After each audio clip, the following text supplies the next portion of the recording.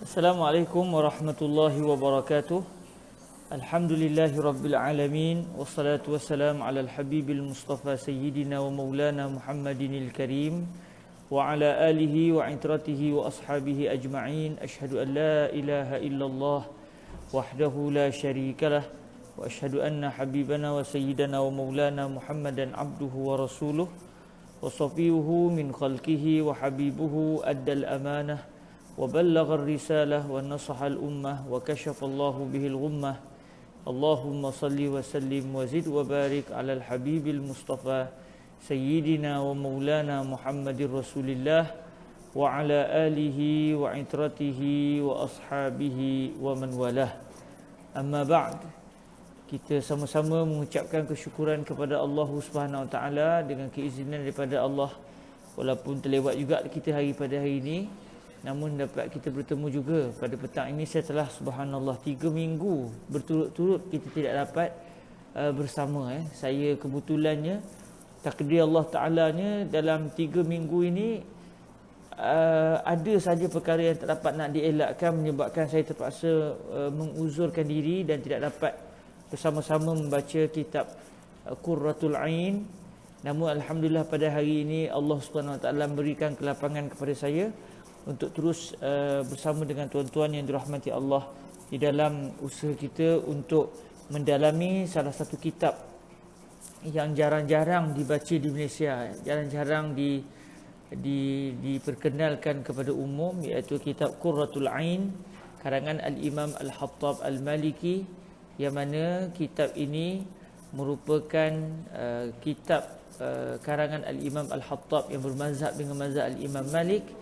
Namun yang menariknya, beliau telah mendatangkan satu huraian terhadap kitab karangan Al-Imam Al-Mahalli yang dikenali dengan nama Syarhul Mahalli 'ala al-Waraqat.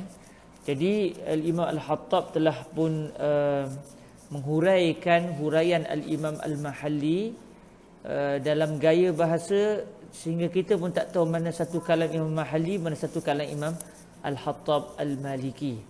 Dan kitab Al-Imam Al-Hattab Al-Maliki ini yang dinamakan dengan nama Qurratul Ain. Begitu juga kitab Syarhul Jalalil Mahalli. Kedua-duanya adalah merupakan kitab yang menghuraikan matan Al-Waraqat karangan Al-Imam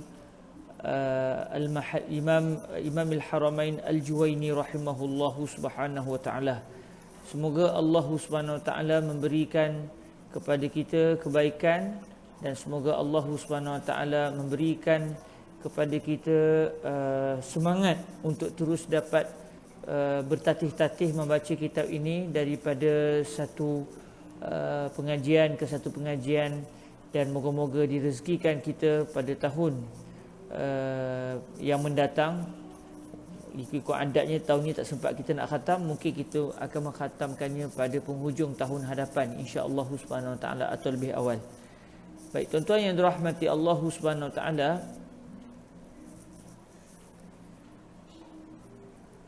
seingat saya kita telah mempelajari tentang An-Naskhu, dan insya-Allah pada hari ini kita akan masuk kepada perbahasan berkenaan dengan wa yajuzu naskhur rasmi wa baqaul hukmi. Kalau seingat saya begitu, saya nak cek sekejap. Oh, tak mampu nak cek sebab kita punya pengajian 3 minggu lepas. Kalau nak cari di Facebook, oh jenuh. Tapi sekejap lah, boleh bagi masa sekejap ya. Saya nak tengok sekejap. Tak teringat saya kita berakhir di mana, atau siapa yang perasan yang terakhir kita berhenti di mana. Kalau seingat saya, hari ini kita akan masuk pada wa yajuzu naskhur rasmi wa baqaul hukmi. Tapi sambil-sambil tu saya akan cuba cek balik kelas kita 3 minggu yang lepas ya. Okey, nak scroll balik ni, subhanallah, satu benda saya boleh tak perasan ya, maafkan saya. Sebentar, kita cuba cari dalam tempos kita dalam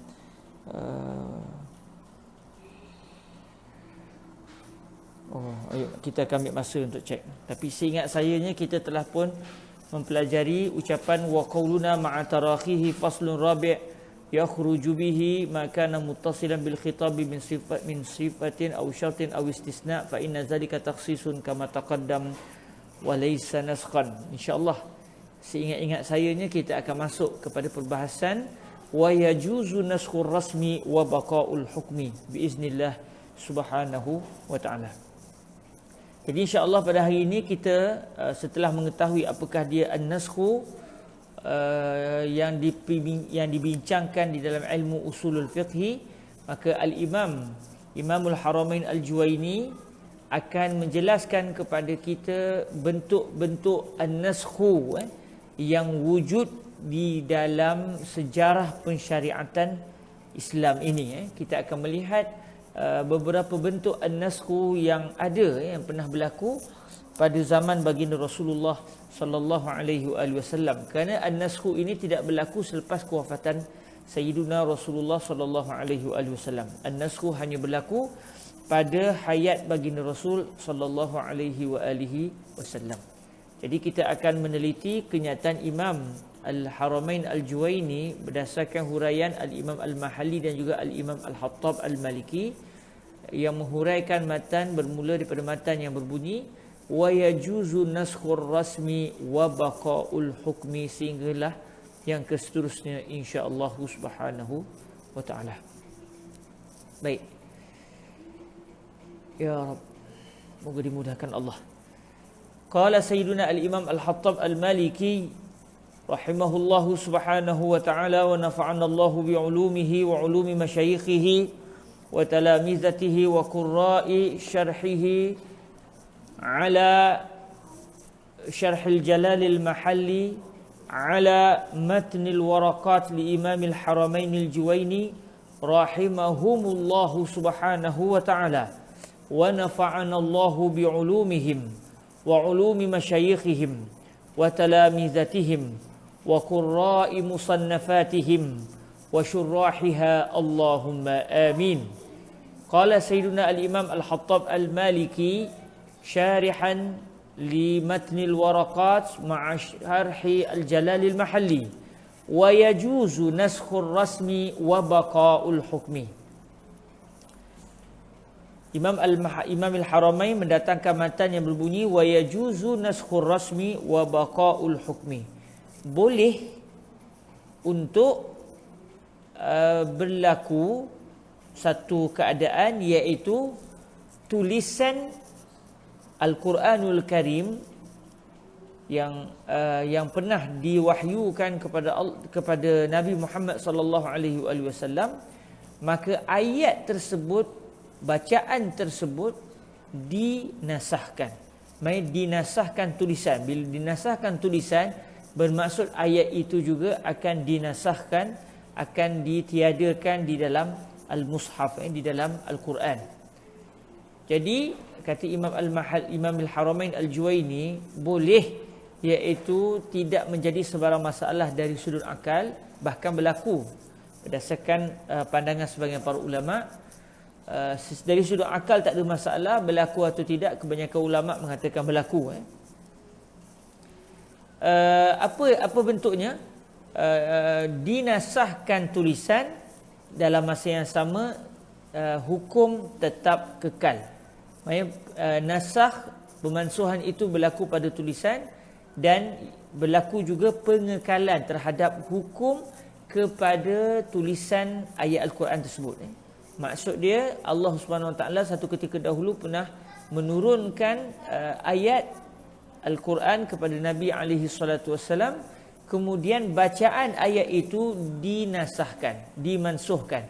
Bermaksud tidak lagi ayat itu ditulis di dalam mushaf, dan tidak lagi boleh dibaca ayat itu atas dasar ia adalah ayat Al-Quran. Dalam masa yang sama, hukum bagi ayat yang sudah dimansuhkan itu tetap terus diamalkan, walaupun ayatnya sudah tidak lagi dibaca, sudah tidak lagi ditulis di dalam mushaf, tetapi hukumnya tetap diamalkan. Kerana pemansuhan hanya berlaku pada bacaan ayat itu sebagai ayat Al-Quran, tetapi tidak berlaku terhadap hukum. Okey, huraian Imam Al-Hattab Al-Maliki, ay yajuzu naskhu rasmil ayati fil mushaf wa tilawatiha ala annaha Qur'anun ma'a baqa'i hukmiha wat taklifi bihi. Maksud yajuzu naskhur rasmi wa baqa'ul hukmi, boleh dimansuhkan tulisan dan dikekalkan hukum. Maksudnya adalah boleh, maksudnya boleh dari sudut akal, tidak ada sebarang masalah dari sudut akal untuk dimansuhkan tulisan ayat Al-Quran di dalam mushaf, di dalam Al-Quran yang bertulis itu dipanggil mushaf. Dan dimansuhkan juga tilawatiha, maksudnya wa yajuzu aidan naskhu tilawati hadhil ayah. Selain daripada tulisan ayat itu sudah tidak lagi tidak lagi berada di dalam mushaf, di dalam Al-Quran bercetak ataupun Al-Quran yang bertulis, bahkan dimansuhkan juga dari sudut bacaan. Maksudnya secara tulisan sudah tidak ada, secara bacaan atas dasar ia adalah ayat Al-Quran juga tidak ada. Maknanya kita tidak boleh membaca ayat ini atas dasar ia ayat Al-Quran, dan tidak boleh dibaca dalam solat kerana dia sudah lagi kerana dia bukan lagi dianggap sebagai ayat Al-Quran, walaupun satu ketika dahulu ia adalah merupakan salah satu ayat Al-Quran. Dalam masa yang sama, hukum ayat itu masih kekal. Yang dimansuhkan hanya bacaan dan tulisan ayat itu, tetapi hukum yang difahami daripada ayat tersebut tetap kekal. Dan kekal juga at-taklifi bihi, ay bi hukmi hadhil ayah. Ma'a baqa'i hukmiha, ay ma'a baqa'i hukmi al-ayah wa taklifi bihi, ay wa taklifi bi hukmi tilkal ayah. Jadi yang dimasukkan hanya bacaan, yang dimasukkan hanya tulisan, tetapi hukum ayat itu dan bertanggungjawab kita untuk berpegang dengan hukum bagi ayat tersebut tetap kekal. Contoh dia apa? Nahwu ayatir rajmi wa hiya asy-syaikhu wasy-syaikhatu idza zanaya farjumuhumal battah. Boleh juga dibaca farjumuhuma al-battah. Sama ada alif itu dijadikan sebagai hamzatul wasli atau hamzatul qat'i. Ada dua cara bacaan.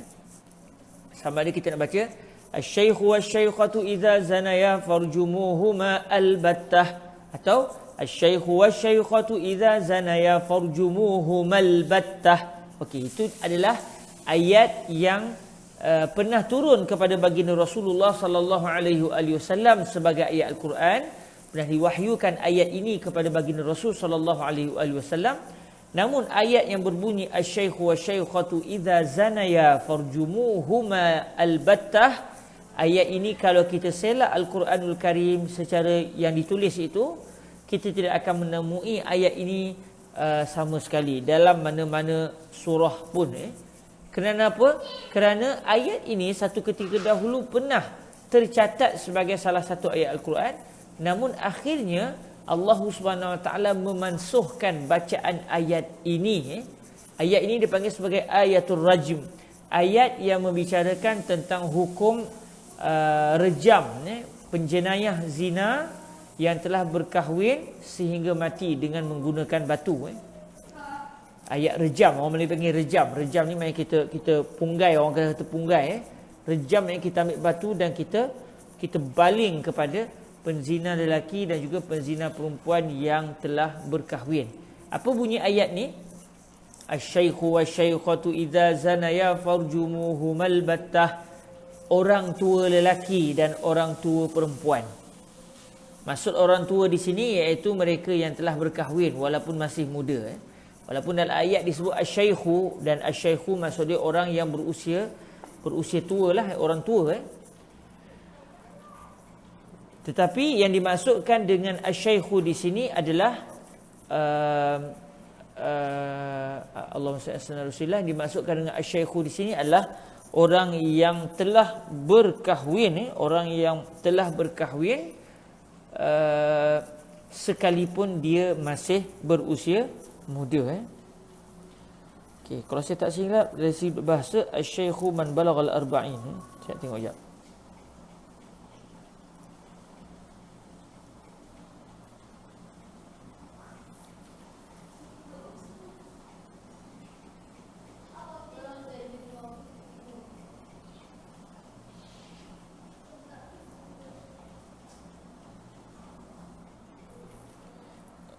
kalau tak silap saya lah dari sudut bahasa Arab, asy-syaikh iaitu seorang yang dianggap tua itu apabila usianya sudah mencapai 40 tahun seperti saya nak tengok sekejap. Kalau tak silap saya dia ada dalam kitab Allahumma salli ala Rasulillah, dalam kitab Abang Wi, tolong ambilkan sekejap, saya ambil kitab tu lah senang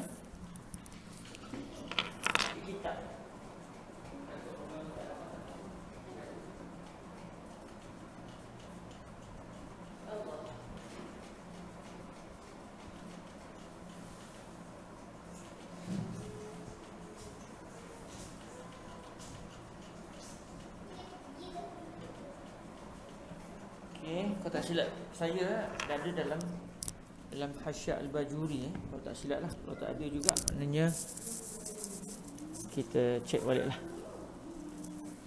dari sudut bahasa Arabnya.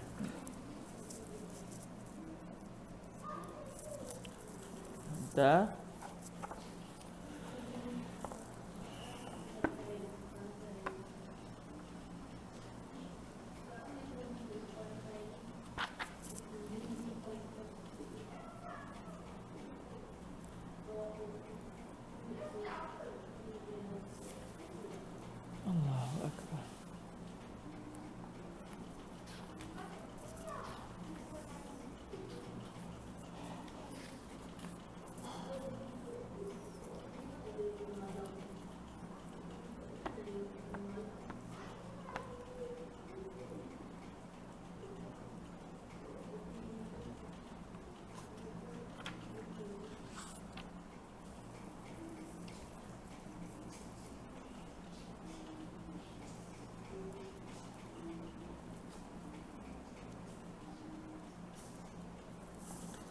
Okey. Asy-syaikh qauluhu asy-syaikh huwa fil asli masdaru syakha yuqal syakha yashikhu syaikhan. Wa huwa fil lughah man jawaza al-arba'in. Bukan siapa yang sampai pada umur 40 tahun, iaitu siapa yang melepasi umur 40 tahun. Okey. Wa huwa fil lughah man jawaza al-arba'in. Siapa yang sudah melewati 40 tahun dari sudut umur, maka dia sudah dipanggil dari sudut bahasa Arab, dia sudah dipanggil syekh, iaitu seorang tua. Jadi saya ni dianggap orang tua jugalah. Saya sudah melepasi 40 tahun. Allahu Akbar, dah tua dah. Ya. Manjawazal arba'in. Manjawazal arba'in. Dalam kitab Hasyiah Al-Bajuri ala Syarh Ibn Al-Qasim Al-Ghazzi ala matni Abi Syuja'. Okey, kita kembali kepada pembahasan kita. Allah Subhanahu Wa Taala telah berfirman dalam ayat yang dimansuhkan bacaan ini, asy-syaikh wa syaikhatu idza zanaya farjumuhumal battah. Orang tua lelaki dan orang tua perempuan, iaitu orang yang sudah berkahwin. Yang maksud orang tua di sini sama lelaki atau perempuan, maksudnya yang telah berkahwin. Ataupun dalam kitab fiqh disebut al-muhsan, al-muhsan ataupun al-muhsanah. Apabila orang tua lelaki dan orang tua perempuan ini berzina, maka kamu semua rejamlah mereka berdua dengan bersungguh-sungguh, al-battah. Lalu qala Umar radhiyallahu anhu, iyyakum an tahliku an ayatir rajmi wa zakaraha. Sayyidina Umar ibn al-Khattab radhiyallahu anhu pernah berkata, hati-hati hati-hati jangan kamu semua binasa disebabkan ayat rejam. Lalu beliau pun membaca ayat rejam yang beliau maksudkan, iaitu ayat yang kita dengar tadi, asy-syaikhu wasy-syaikhatu idza zanaya farjumuhumal battah. Summa qala fa inna qad qara'naha rawahu Malikun fil Muwatta. Jadi kata Sayyidina Umar bin Al-Khattab radhiyallahu anhu, sesungguhnya kami benar-benar telah membaca ayat tersebut. Jadi maksud kami benar-benar telah membaca ayat tersebut adalah ayat itu benar-benar telah diturunkan kepada baginda Rasul sallallahu alaihi wasallam, dan kami telah pun membaca ayat itu tersebut atas dasar ia sebagai ayat Al-Quran. Namun hari ini sudah tidak ada kerana ayat itu sudah dimansuhkan. Jadi kata Sayyidina Umar, hati-hati jangan sampai kamu kata bahawa tidak ada hukum rejam bagi mereka yang berzina apabila mereka telah berkahwin, kerana dulu ada ayat yang pernah turun kepada baginda Rasul sallallahu alaihi wasallam yang berbunyi asy-syaikhu wasy-syaikhatu idza zana ya farjumuhuma albattah. Dan kata Sayyidina Umar, kami satu ketika dahulu telah membaca ayat ini sebagai ayat Al-Quran. Jadi kisah ataupun kenyataan ini yang dinyatakan oleh Sayyidina Umar ini telah diriwayatkan oleh Al-Imam Malik dalam kitab Al-Muwatta. Jadi kalau kita buka dalam kitab Al-Muwatta, hadisnya panjang ni, didatangkan di dalam Kitabul Hudud babu majaa fir rajmi, iaitu hadis yang ke-1512 iaitu Sayyidina Umar bin Al-Khattab radhiyallahu taala anhu telah menyatakan secara penuhnya, iyyakum an tahliku an ayatir rajmi an yaqula qailun la najidu haddaini fi kitabillah faqad rajama Rasulullah sallallahu alaihi wa alihi wasallam wa rajamna walladhi nafsi biyadihi laula an yaqula an-nas zada Umar bin Al-Khattab fi kitabillahi ta'ala la katabtuha asy-syaikh wa asy-syaikhatu farjumuhum al-battah fa inna qad qara'naha. Jadi ini asal ucapan penuh Sayyidina Umar bin Al-Khattab radhiyallahu anhu. Kata beliau, hati-hati jangan kamu semua dihancurkan, jadi rosak binasa disebabkan ayat rejam. Untuk seseorang itu kenapa dihancur, kenapa dia binasa? Kerana dia bercakap kami tidak mendapati dua hukum had, iaitu rejam ke atas penzina lelaki dan juga penzina perempuan di dalam kitab Allah. Jadi kata Sayyidina Umar, jangan kamu semua dibinasakan oleh Allah kerana kamu mendakwa bahawa tidak ada ayat yang menyatakan tentang hukum rejam ke atas penzina lelaki dan juga penzina perempuan dalam kitab Allah. Dalam kitabullah, kata Sayyidina Umar, sesungguhnya Rasulullah benar-benar telah merejam. Maksud Rasulullah telah merejam iaitu Rasulullah telah menjatuhkan hukuman rejam, bukan Nabi sendiri ambil batu dan baling.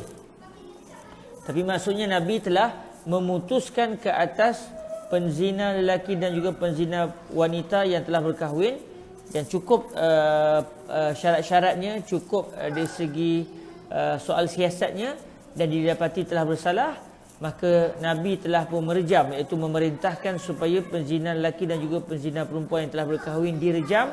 Dan kata Sayyidina Umar, kami pun telah merejam orang yang berzina apabila ia telah berkahwin, iaitu kami telah merejamnya pada zaman Nabi sallallahu alaihi wasallam.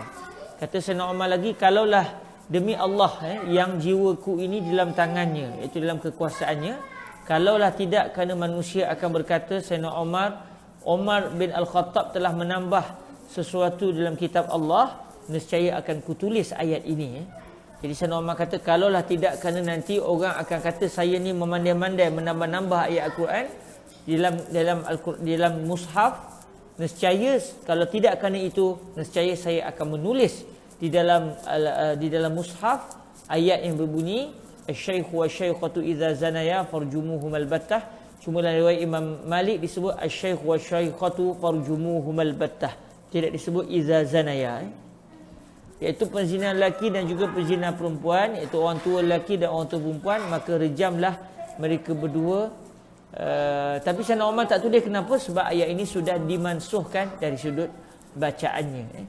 Cuma Sayyidina Umar memang berhasrat nak menulis, bukan atas dasar ia sebagai Al-Quran, tapi sekadar orang kata apa, sekadar tambahan di tepi-tepi helaian mushaf itu untuk menunjukkan bahawa ayat ini dulu pernah turun kepada Nabi, walaupun akhirnya dimansuhkan dari sudut bacaan, tetapi tidak pula dimansuhkan dari sudut hukum, dari sudut hukumnya. Qala Malikun, okey, ucapan Sayyidina Imam Malik. So oleh kerana pengarang kitab kita iaitu kitab Qurratul Ain ini bermazhab dengan mazhab Al-Imam Malik, jadi Al-Imam Al-Hattab mendatangkan ucapan Al-Imam Malik dalam isu ini. Qala Malikun asy-syaikhu wasy-syaikhatu as-sayyibu was-sayyibah. Yang dimaksudkan, kata beliau, Imam Malik telah berkata, orang tua lelaki dan orang tua perempuan yang dimaksudkan dalam ayat tersebut adalah as-sayyibu was-sayyibah, iaitu orang duda dan orang janda. Maksud dia orang duda ni, maksud dia orang lelaki yang sudah berkahwin tetapi akhirnya sama ada kematian isteri atau bercerai dengan isterinya, dan dimasukkan juga adalah janda, iaitu sama ada wanita itu bercerai dengan suaminya atau wanita yang sudah berkahwin itu kematian suaminya. Maknanya mereka yang telah berkahwin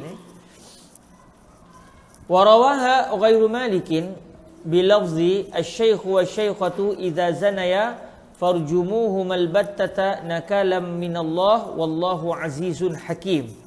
Imam selain daripada Imam Malik didatangkan riwayat yang agak panjang. Sebentar. Sebab kalau kita tengok dalam Muwatta pun tidak didatangkan penuh.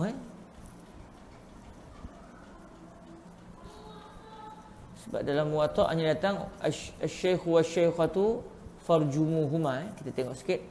Okey, adapun yang berbunyi asy-syaikh wa syaikhah idza zanaya farjumuhuma, al-battah itu ada dalam riwayat al-Imam Ibnu Majah. Begitu juga dalam riwayat Imam Ahmad, Imam Ad-Darimi dan para ulama yang lain.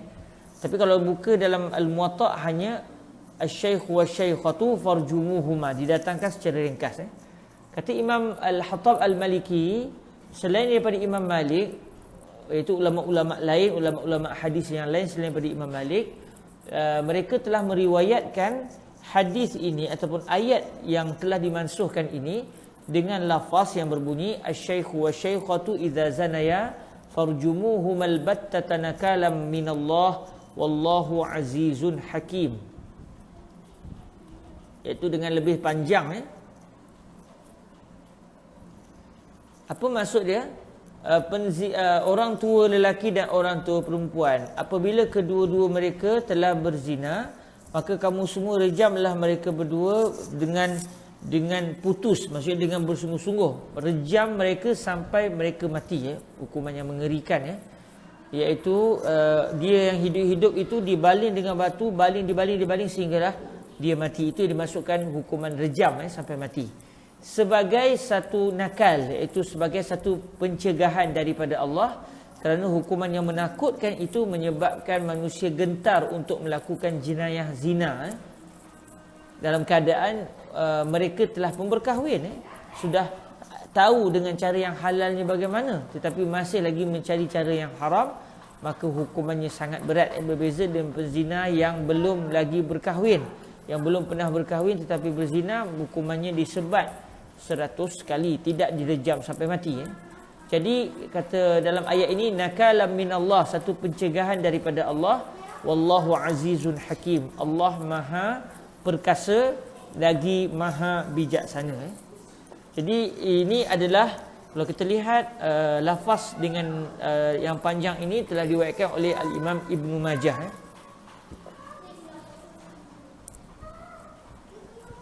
Diriwayatkan oleh al-Imam Ibnu Majah.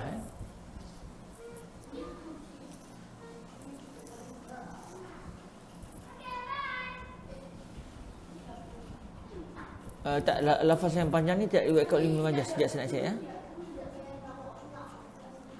Sebentar saya nak cari sekejap. Sebab dalam Ibnu Majah pun didatangkan dengan pendek.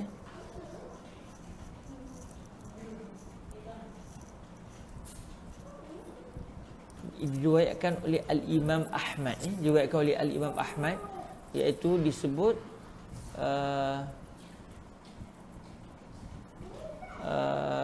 asy-syaikh wa syaikhatu idza zanaya farjumuhumal battata nakalam minallah wallahu alimun hakim. Dalam riwayat Imam Ahmad disebut alim, bukan azizun hakim.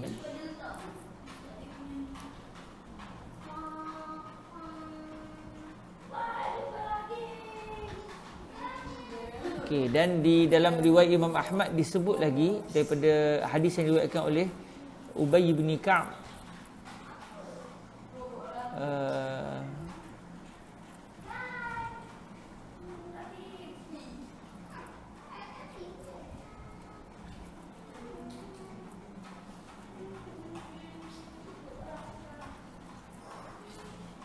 disebut bahawa ayat ini, kalau tak silapnya disebut ianya ada dalam surah Al-Ahzab pada asalnya.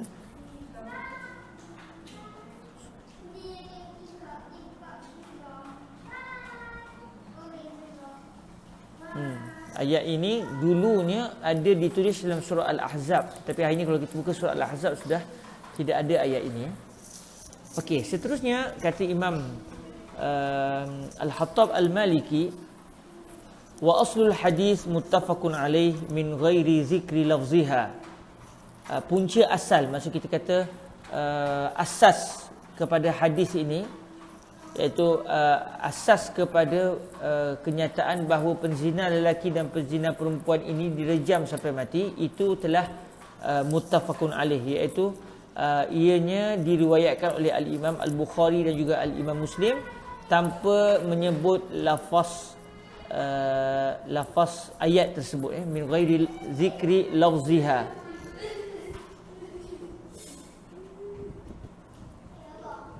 Adapun ayat yang berbunyi asy-syaikh wa syaikha, ayat itu tidak diriwayatkan oleh Al-Imam Al-Bukhari dan juga Al-Imam Muslim. Cuma dalam Sahih Al-Bukhari dan juga Sahih Muslim disebut bahawa penzina lelaki dan juga perempuan yang telah berkahwin akan dijatuhkan hukuman rejam sampai mati. Dan ia berlaku pada zaman baginda Nabi kalau lelakinya merujuk kepada Sayyidina Ma'iz radhiyallahu anhu yang mengaku bersalah di hadapan Nabi. Beliau sendiri yang bertemu dengan Nabi dan mengakui bahawa beliau telah terjebak di dalam jenayah zina dalam keadaan beliau telah berkahwin. Setelah diadili dengan saksama oleh Nabi, akhirnya Nabi memutuskan untuk Sayyidina Ma'iz dijatuhkan hukuman rejam sampai mati. Beliau dijatuhkan hukuman rejam di kawasan para sahabat dan Nabi melakukan solat hari raya, iaitu di kawasan Masjid Al-Ghamamah, Masjid Al-Ghamamah, Masjid Sayyidina Umar, Masjid Sayyidina Abu Bakar. Kawasan itulah yang satu ketika dahulu para sahabat melakukan solat hari raya di situ, di kawasan lapang lah zaman tu, sebagai tanah lapang. Di situ jugalah Sayyidina Ma'iz dijatuhkan hukuman rejam sampai mati. Ada seorang lagi yang dijatuhkan hukuman rejam sampai mati, iaitu seorang wanita daripada suku Bani, dipanggil Imra'atun Ghamidiyah, wanita Al-Ghamidiyah, daripada suku Gham, kalau saya tak salah nama sukunya begitu. Al-Ghamidiyah ini, wanita daripada suku Ghamidi ini ataupun Ghamid ini, juga telah berzina dan keadaan telah berkahwin, akhirnya mengaku salah di hadapan Nabi. Beliau sendiri yang bertemu dengan Nabi dan menyatakan kesilapan beliau tanpa ada sebarang saksi lain. Beliau sendiri yang merasa bersalah dan bertemu dengan Nabi menyatakan bahawa beliau telah berzina dan keadaan beliau sudah bersuami, dan beliau meminta agar Nabi menjatuhkan hukuman kepada beliau. Akhirnya wanita ini juga telah dijatuhkan hukuman rejam sampai mati. Jadi kisah ini ada disebutkan oleh Sahih Al-Imam Al-Bukhari juga Al-Imam Muslim. Tetapi ayat yang berbunyi asy-syaikh wa syaikhatu idza zanaya farjumuhum al-battah nakala minallah wallahu azizun hakim ini tidak diriwayatkan oleh Al-Imam Al-Bukhari dan juga Al-Imam Muslim. Lalu kata Imam Al-Hattab lagi, wal muradu bis-sayyibi al-muhsan wa diddihi al-bikru wallahu alam. Yang dimaksudkan dengan as-sayyib, sebab Imam Malik menyatakan asy-syaikh, yang dimaksudkan dalam ayat itu adalah as-sayyib, manakala asy-syaikhah yang dimaksudkan dalam hadis tersebut adalah as-sayyibah. Lalu Imam Al-Hattab Al-Maliki menjelaskan lagi maksud Imam Malik dengan menyatakan bahawa yang dimaksudkan dengan as-sayyib yang kita kata sebagai duda, duda, orang Melayu panggil duda, itu adalah al-muhsan, iaitu lelaki yang telah berkahwin, sama ada masih ada isterinya atau isterinya sudah meninggal atau isterinya sudah diceraikan. Wa diddihi ay wal muradu bi diddi sayyib, yang dimaksudkan pula dengan lawan bagi as-sayyib adalah al-bikru, iaitu orang yang masih bujang, al-bikru, iaitu yang masih bujang. Wallahu a'lam. Jadi ini adalah huraian daripada Al-Imam Al-Hattab Al-Maliki dalam menjelaskan apakah maksud asy-syaikhu dan juga asy-syaikhah di dalam ayat yang pernah turun kepada Nabi, dan dinyatakan bahawa ayat itu dalam surah Al-Ahzab. Saya nak pastikan.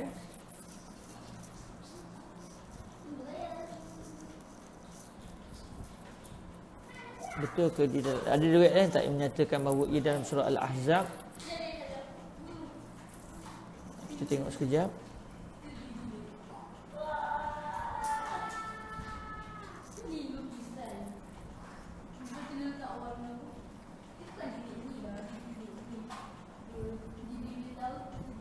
Ya, dalam surah Al-Ahzab. Dalam riwayat dalam Musannaf Abdul Razzaq juga disebut. Qala Ubay bin Ka'b ka'in taqra'una surat Al-Ahzab qal qultu bid'an wa thamanina ayah. Qala laqad kunna naqra'uha ma'a Rasulillah sallallahu alaihi wa alihi wasallam nahwa suratil Baqarah aw hiya akthar. Wa laqad kunna naqra'u fiha ayatal rajmi asy-syaikh wasy-syaikhah farjumuhuma al-battah nakala minallah wallahu azizun hakim. Taulah kita riwayat wallahu azizun hakim ni ada dalam musannaf Abdul Razzaq. Dan kata Sayyidina Ubay bin Ka'ab, beliau tanya kepada murid beliau yang bernama Zaid bin Hubaish, berapa banyak ayat yang kamu baca dalam surah Al-Ahzab? Lalu kata Zaid bin Hubaish, iaitu sekitar lebih kurang 80 ayat lebih. Lalu kata Sayyidina Ubay bin Ka'ab, kami satu ketika dahulu telah membaca surah Al-Ahzab, iaitu dalam bilangan ayat surah Ahzab adalah seumpama bilangan ayat surah Al-Baqarah, atau surah Ahzab lebih banyak lagi ayatnya daripada surah Al-Baqarah. Sebenarnya bukan 80 ayat, bahkan ratusan ayat. Jadi banyak ayat-ayat yang pernah diturunkan kepada baginda Nabi dalam surah Al-Ahzab satu ketika dahulu, tapi ayat itu sudah dimansuhkan dari sudut bacaan. Lalu kata Sayyidina Ubay bin Ka'ab, antara ayat dalam surah Al-Ahzab yang satu ketika dahulu ada dan hari ini sudah tidak ada adalah ayat yang berbunyi, ayat rejam, iaitu ayat yang berbunyi asy-syaikh wasy-syaikhah farjumuhumal battah nakala minallah wallahu azizun hakim. Baik, jadi apabila setelah kita melihat kenyataan ini, tahulah kita bahawa ayat ini adalah contoh sesuatu bacaan ayat-ayat Al-Quran yang satu ketika dahulu ada dalam Al-Quran, ada dalam mushaf, kemudian dibaca dalam solat, dibaca atas dia sebagai ayat Al-Quran, tetapi akhirnya ayat ini sudah tidak lagi ada pada hari ini kerana sudah dimansuhkan. Walau dimansuhkan dari sudut bacaan, hukumnya tidak pula dimansuhkan. Maksudnya kalau ikut kebiasaan, kalau satu ayat ataupun satu hadis dimansuhkan, maka dia akan dimansuhkan sekali dari sudut hukum yang dipahami daripada ayat tersebut. Namun subhanallah, ayat ini sebagai contoh adalah contoh bagi ayat Al-Quran yang dimansuhkan dari sudut ia ayat Al-Quran, lalu tidak lagi ditulis dalam mushaf, sudah tidak ada lagi dalam bacaan sebagai ayat Al-Quran, sudah tidak lagi boleh dibaca dalam solat, tetapi hukum yang diambil daripada ayat ini masih diamalkan sampai ke hari ini. Contohnya dalam ayat ini, walaupun ayat ini sudah tidak lagi boleh dibaca dalam solat, sudah tidak lagi boleh dianggap sebagai ayat Al-Quran, tetapi hukum rejam yang dipahami daripada ayat ini terus berperanan sampai ke hari kiamat. Sebab itulah kitab-kitab fiqh disebut wanita-wanita yang berzina dan juga lelaki-lelaki yang berzina, kalau mereka sudah berkahwin maka hukumannya adalah hukuman rejam sampai mati. Cuma tuan-tuan yang dirahmati Allah Subhanahu Wa Taala, nak menjatuhkan hukuman zina juga berat. Nak mengadilinya juga bukan senang. Maka dengan sebab itulah pada hari ini, kalau kita tengok di Mesir sebagai contoh, sudah 500 tahun lebih kurang hukuman hudud tidak dilaksanakan di Mesir, kerana nak mensabitkannya juga adalah sukar, kerana hukumannya begitu berat. Bila hukumannya begitu berat, maka untuk mensabitkan jenayah itu juga adalah ketat, supaya jangan ada yang tidak bersalah tetapi akhirnya dianggap sebagai orang yang bersalah. Contoh macam zina, hukuman nak mensabitkan orang itu berzina, hendaklah sama ada pengakuan orang yang berzina itu sendiri, atau ada saksi sebanyak 4 orang lelaki yang adil, iaitu saksi yang melakukan arahan Allah dan tidak melakukan dosa-dosa besar dan tidak melazimi dosa-dosa kecil. Orang yang dipercayai, ada 4 orang melihat jenayah itu berlaku dengan sejelas-jelasnya. Maka secara adatnya tak akan ada orang berzina di hadapan orang lain. Maknanya kalau kita lihat seseorang itu seakan-akan sedang berzina sekalipun, kalau kita pergi rapat kepada dia, biasanya mereka akan terkejut dan terus meninggalkan tempat tersebut, lari lintang pukang. Jadi ketika itu kita hanya dapat mungkin melihat jasad mereka saja dan juga gerakan-gerakan, tetapi kita tidak nampak dengan jelas bahawa maafkan saya, seperti batang celak yang masuk ke dalam bekas celak itu sendiri. Seperti itu tidak dilihat oleh seseorang. Maknanya untuk seseorang atau 4 orang saksi yang dapat melihat perkara itu dengan jelas tanpa sebarang keraguan, ini bermaksud penzina itu sangat jahat, dia melakukan jenayah itu di hadapan orang ramai, maka layaklah dia untuk dijatuhkan hukuman yang begitu mengerikan, iaitu direjam dengan batu sampai mati. Dan menariknya, subhanallah, kalau kita lihat Sayyidina Ma'iz, beliau telah mengaku di hadapan Nabi bahawa beliau telah berzina. Dalam keadaan masa yang sama, Nabi tidak bertanya pula siapakah wanita yang anda telah melakukan jenayah itu dengannya. Akhirnya yang dihukum hanyalah Sayyidina Ma'iz. Dalam keadaan Nabi tidak perlu bertanya kepada Sayyidina Ma'iz, siapakah wanita yang berzina dengan kamu. Subhanallah. Dan wanita Al-Ghamidiyah juga begitu. Bila beliau mengaku kepada baginda Nabi beliau berzina, dalam keadaan tidak ada bukti lain melainkan hanya kesaksian sang penjenayah itu sendiri, maka apabila beliau mengaku kepada baginda Nabi setelah diadili, maka beliau dijatuhkan hukuman zina, iaitu direjam sampai mati. Tapi dalam masa yang sama, Nabi tidak bertanya pula siapakah lelaki yang berzina dengan kamu untuk turut dijatuhkan hukuman. Kerana Islam bukanlah agama yang gila untuk menghukum manusia. Dan secara adatnya agak sukar untuk seseorang itu mengakui bahawa dia telah melakukan jenayah yang hukumannya begitu menakutkan.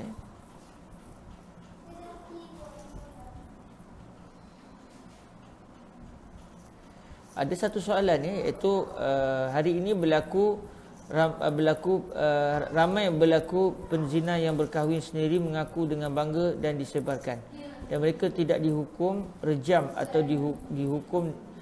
dihukum dengan sekadar hukum undang-undang saja. Adakah pemimpin hari ini akan menanggung dosa tersebut?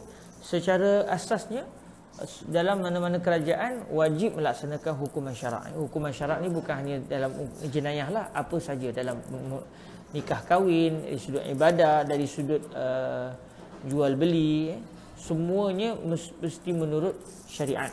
Cuma apabila satu negara ataupun pemerintah tidak mahu melaksanakan hukuman ini, maka kadang-kadang dia tidak mahu melaksanakan kerana dia tidak mempunyai kemampuan. Dia tidak mempunyai kemampuan dengan sebab mungkin tekanan daripada luar ke apa ke. Yang penting dia ada tekanan. Dia tidak mampu untuk melaksanakan. Maka sebarang hukum yang tidak mampu dilaksanakan bukan kerana dia tidak mahu melaksanakan, tetapi ada halangan, maka dia dimaafkan insya-Allah. Atau mungkin dia mahu melaksanakan tetapi hukuman itu tidak berjaya dilaksanakan kerana tidak cukup syarat. Antara yang paling besarnya adalah saksi. Hari ini ramai saksi palsu. Bila ramai saksi palsu itu penyebab untuk hudud ditolak. Kata Nabi SAW, idra'ul hududa bisyubuhat. Tolaklah hukuman hudud sekiranya ada keraguan. Sedikit saja keraguan, maka hukuman itu hendaklah ditolak. Lebih baik kita tidak menghukum orang yang bersalah daripada menghukum orang yang lebih baik kita tidak menghukum orang yang bersalah atau rasa berhati-hati daripada kita menghukum orang yang tidak bersalah. Dan dalam masa yang sama, kalaulah tidak ada sebarang halangan untuk hukum itu dilaksanakan, tetapi pihak kerajaan sendiri tidak mahu melaksanakannya, maka ketika itu para pemerintah bertanggungjawab di hadapan Allah Subhanahu wa Ta'ala. Cuma disebabkan saya tidak terlibat dalam bidang pentadbiran dan juga bidang politik, saya tidak mengetahui mengapakah kerajaan Malaysia sampai ke hari ini tidak dapat melaksanakan hukuman tersebut. Adakah kerana ada halangan dari sudut undang-undang atau disebabkan mereka sendiri tidak mahu melaksanakan hukuman itu atas dasar bagi mereka hukuman ini sudah tidak sesuai, iaitu mereka akan bertanggungjawab di hadapan Allah. Tapi sangka baik kita, mereka mahu melaksanakannya tetapi ada halangan-halangan dari sudut teknikal undang-undang atau selainnya. Moga-moga kita semua diampunkan oleh Allah Subhanahu wa Ta'ala. Okey, alhamdulillah. Selesai kita melihat satu contoh berkenaan dengan hukum yang masih kekal dan tidak dimansuhkan, tetapi bacaan ayat Al-Quran itu dimansuhkan. Okey, lama pula kita di sini. Seterusnya kita akan melihat bahagian yang kedua. Cuma bahagian yang kedua ni agak-agak panjang sedikit. Tapi kita baca sikit, nanti kita sambung untuk pertemuan yang akan datang. Iaitu jenis nasakh yang kedua. Wa yajuzu naskhul hukmi wa baqa'ur rasmi. Yang ini terbalik daripada yang sebelumnya. Kalau sebelumnya tadi hukum kekal, tidak dimansuhkan, tetapi yang dimansuhkan adalah bacaan ayat Al-Quran itu sendiri. Namun yang contoh ataupun jenis yang kedua ni terbalik. Hukumnya sudah tidak lagi boleh dilaksanakan kerana sudah dimansuhkan. Tetapi ayatnya tidak pula dimansuhkan, bahkan terus kekal dicatat di dalam mushaf dan terus dibaca sebagai ayat Al-Quran, walaupun hukuman ataupun walaupun hukum yang difahami daripada ayat tersebut sudah tidak lagi boleh diamalkan. Jadi yang dimansuhkan adalah hukum, tetapi tulisannya masih kekal.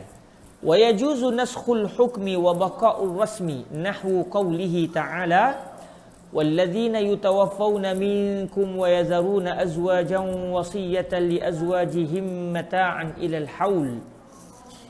Contohnya ayat dalam surah Al-Baqarah ayat yang ke-240.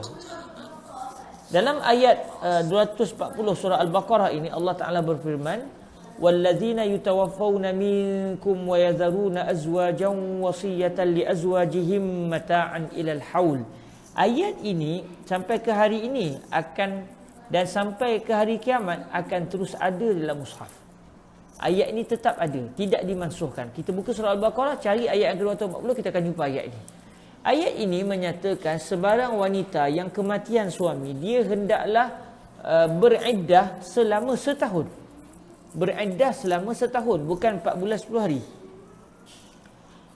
Ayat ini telah dimansuhkan, nusikhat hadhil ayah bil ayati allati qablaha, a'ni qawlahu ta'ala yatarabbasna bi anfusihinna arba'ata ashhurin wa ashra, iaitu dalam surah Al-Baqarah ayat yang ke-234. Jadi kata Imam Al-Hattab, ayat ini, ayat surah Al-Baqarah ayat yang ke-240 yang menyatakan iddah wanita yang kematian suaminya adalah setahun, ayat ini telah dimansuhkan. Dimansuhkan dari sudut apa? Dimansuhkan dari sudut hukum.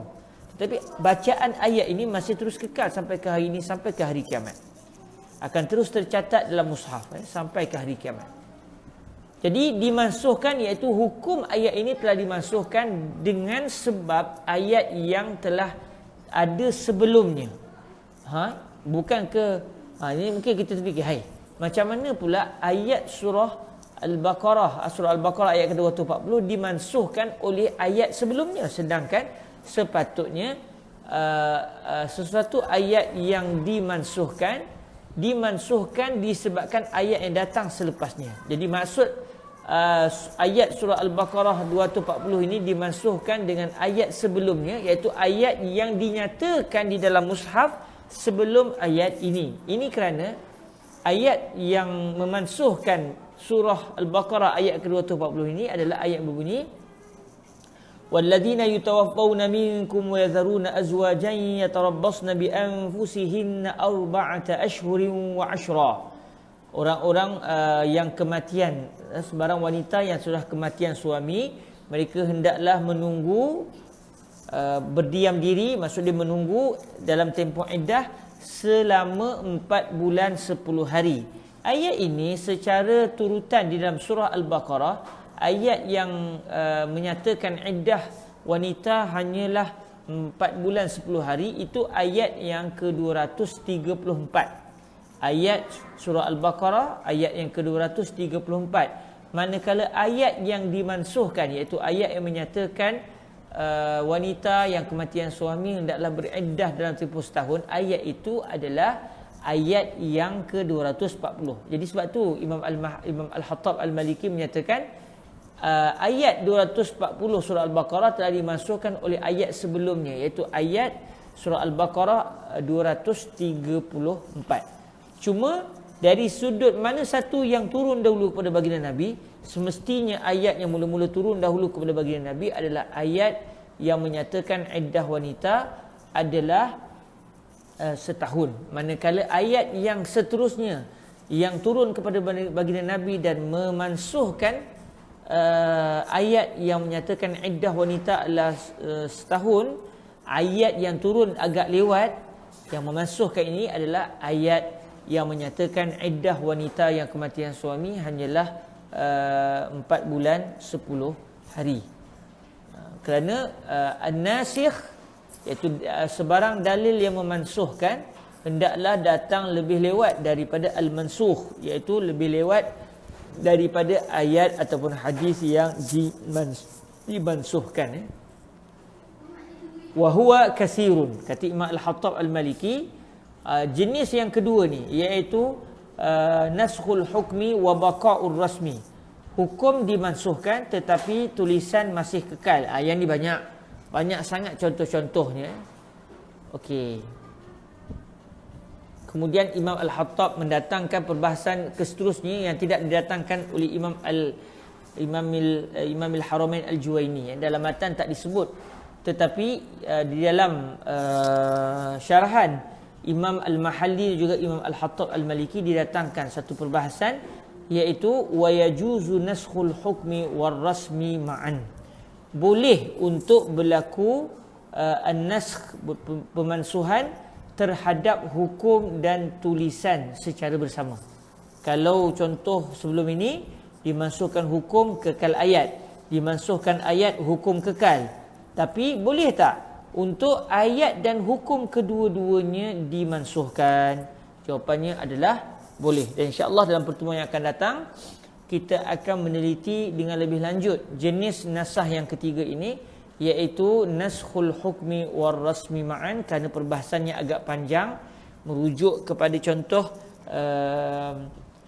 susuan seorang anak yang menyusu susu badan daripada seorang wanita.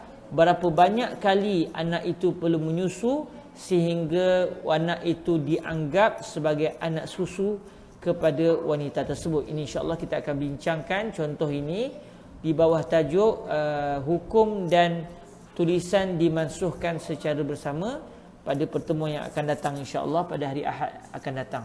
Moga-moga tidak ada aral yang melintang.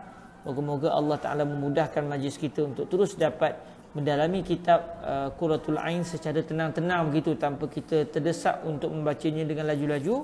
Kita baca tenang-tenang, kita baca relax-relax. Moga-moga kita dapat memahami kitab ini dengan baik biiznillah subhanahu wa ta'ala. Itu saja daripada saya. Tuan-tuan yang dirahmati Allah, mohon kemaafan di atas kekurangan dalam menyampaikan. Dan insya-Allah kita mohon kepada Allah agar diberikan taufik, diberikan kesungguhan untuk terus dapat mendalami ilmu-ilmu Islam biiznillah subhanahu wa ta'ala, khususnya ilmu usulul fiqh, yang mana dengan ilmu ini kita akan dapat mengetahui apakah sebenarnya yang dipegang oleh para mujtahid, oleh para ulama fiqh sebelum mereka mengambil hukum daripada ayat-ayat Al-Quran dan juga hadis Rasulullah sallallahu alaihi wasallam serta dalil-dalil muktabar yang lain. Itu saja daripada saya. Kita tangguhkan majlis kita dengan sama-sama kita berselawat ke hadrat baginda Nabi Muhammad sallallahu alaihi wa alihi wasallam. Allahumma salli afdala salatin ala as'adi makhluqatika sayyidina Muhammadin wa ala alihi wa sahbihi wa sallim adada ma'lumatika wa midada kalimatika kullama zakaraka zakiruna wa ghafala an zikrihil ghafilun. Allahumma salli afdala salatin ala as'adi makhluqatika sayyidina Muhammadin wa ala alihi wa sahbihi wa sallim adada ma'lumatika wa midada kalimatika kullama zakaraka zakiruna wa ghafala an zikrihil ghafilun. Allahumma salli afdala salatin ala as'adi makhluqatika sayyidina Muhammadin wa ala alihi wa sahbihi wa sallim adada ma'lumatika wa midada kalimatika kullama zakaraka zakiruna wa ghafala an zikrihil ghafilun. Subhanakallahumma wa bihamdika asyhadu an la ilaha illa anta astaghfiruka wa atubu ilaik. Bismillahirrahmanirrahim. Wal 'asri innal insana lafi khusr illa alladhina amanu wa 'amilus solihat wa tawasaw bil haqqi wa tawasaw bis sabr. Jazakumullahu khaira. Aqulu qawli hadza wa astaghfirullah li wa lakum. Assalamualaikum warahmatullahi wabarakatuh.